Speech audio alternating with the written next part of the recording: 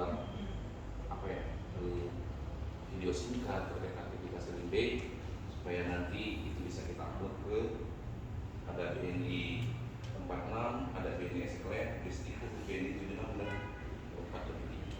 Mungkin itu dari saya. Terima kasih dan sampai. Assalamualaikum warahmatullahi wabarakatuh. Selamat pagi, Swastiastu, Namo Buddhaya, Salam Kebajikan, adik, Pak Denny, teman-teman semua. Hari ini kita ada program ya, Distiku.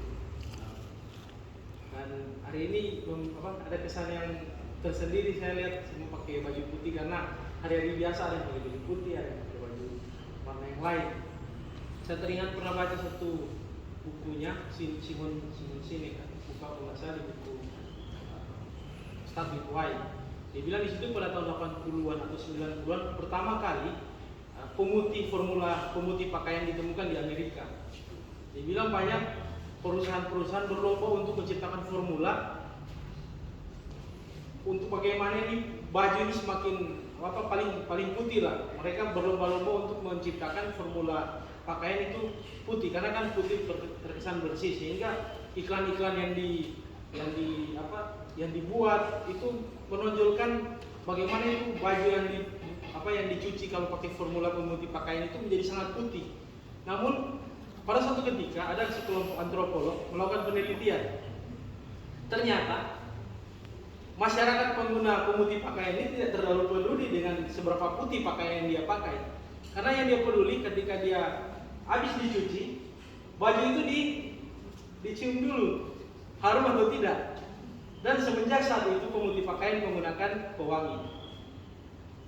Jadi pesan dari cerita ini si Simon Sinek pun menjelaskan, seringkali kita terlalu terjebak dengan apa yang kita kerjakan dan bagaimana kita mengerjakannya. Kita tidak terlalu fokus dengan mengapa kita mengerjakannya. Lebih lanjut lagi dia sampaikan, mungkin kalau kita pernah dengar istilah otak besar dan otak kecil. Nah, otak besar itu adalah otak neokortex. Jadi di situ otak besar itu di mana logika kita, di mana analisa kita, dan di mana kita mampu berbicara bahasa. Nah, ada otak kecil itu di mana keputusan itu dibuat. Bagaimana kita mengambil keputusan itu di otak kecil yang dibilang itu otak limbik. Nah, di otak kecil ini sayangnya otak kecil ini tidak mengerti bahasa. Yang tahu bahasa itu di otak besar. Nah, seringkali kita ini mengerjakan apa yang kita kerjakan, kita menjelaskan itu hanya menyentuh otak besar dari siapa yang kita produk yang kita tawarkan. Kita seringkali tidak menyentuh mengapa. Mengapa itu ada di otak kecil, tempat dia mengambil keputusan. Nah, pada kesempatan ini kita akan menjual kartu kredit ya. Mungkin kita jangan terjebak di kartu kredit ini bisa untuk apa, bagaimana pemakaiannya. Tapi coba jelaskan mengapa dia harus pakai kartu kredit ini dia. Karena itu akan menyentuh otak limbik dari siapa yang akan kita jual. Nah, dan cerita yang kedua, ini mengenai baju putih. Saya juga ingat cerita yang kedua. Pada suatu ketika di satu lingkungan perumahan, seorang istri dan seorang suami sedang ada perbincangan sederhana di pagi hari. Terus istrinya bilang begini, "Pak, coba lihat itu di tetangga di sebelah. Dia punya baju kayaknya kotor. Istrinya mungkin kurang pintar mencuci baju, sehingga baju-bajunya itu sepertinya tidak bersih." Si suaminya pun hanya diam saja. Besoknya pun pagi-pagi terjadi perbincangan pun seperti itu. "Pak, ini sepertinya istri dari yang cuci pakaian ini kurang bersih, dia mencuci itu. Saya lihat tuh noda-noda itu masih kelihatan."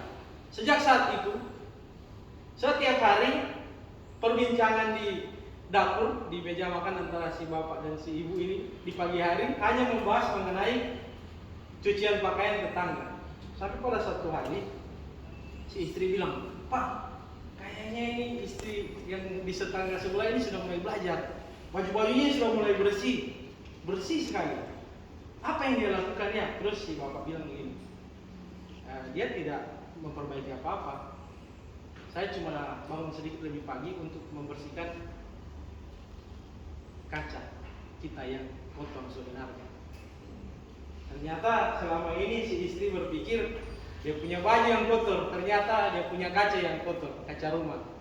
Nah, ada di bukunya James Allen di Man Think, dia bilang begini, pikiran yang bersih akan menghasilkan perkataan yang bersih. Perkataan yang bersih akan menghasilkan perbuatan yang bersih.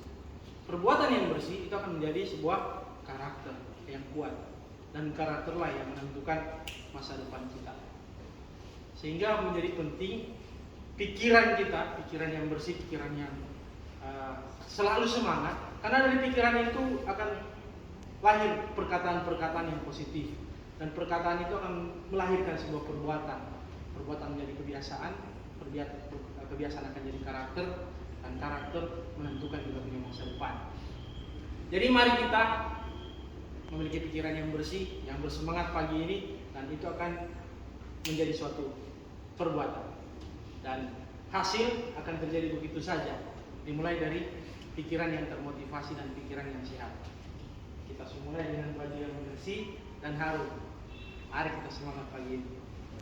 Terima kasih. Wassalamualaikum warahmatullahi wabarakatuh.